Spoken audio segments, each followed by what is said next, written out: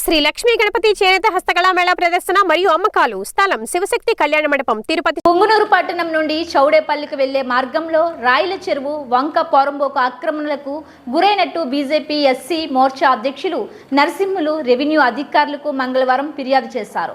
ఆక్రమణలకు గురికావడంతో వరద నీరు వచ్చినప్పుడు దోబీ కాలనీ, కొత్తపేట ప్రాంత వాసులు గతంలో ఇబ్బందులకు గురైనట్టు వినతి పత్రంలో పేర్కొన్నారు.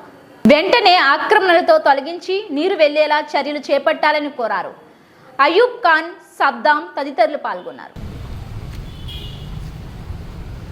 పుంగనూరు పట్టణంలో నడిబొడ్డున ఆక్రమణకు గురవుతున్నాయి అని చెప్పి ప్రతిసారి విన్నవించుకుంటున్నాము. ఈ కౌంటన్య నది నుంచి ప్రవహించే గోబీకాల్ నుంచి ప్రవహించే నీరు ఆ యొక్క వంక పొరంబోకు జాగాల నుంచి పోతాయి. ఆ వంక పొరంబోకు జాగాలో కొంతమంది సర్వే నంబరు, ఖాతా నంబరు వేరే చేసి అక్కడ అక్రమ కట్టడాలు అనేవి కట్టినారు. దాన్ని పరిశీలించాలని చెప్పి వారం నుంచి మేము సతమతవుతున్నాము.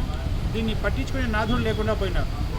సర్వే చేయించండి, సర్వే చేయించిన తర్వాత అది కౌంటన్య నదిలో నుంచి వస్తుందా, ఇరిగేషన్ డిపార్ట్మెంట్ నుంచి వస్తుందా, లేదంటే రెవెన్యూ డిపార్ట్మెంట్ నుంచి అది ఇచ్చారా అనేది మాకు కావాలి. ఆ వ్యక్తిని అడిగితే ఇది పక్కా ల్యాండ్, దీని మీద ఎవరికి అధికారం లేదు, మా దగ్గర డాక్యుమెంట్స్ ఉన్నాయి అని అంటున్నారు.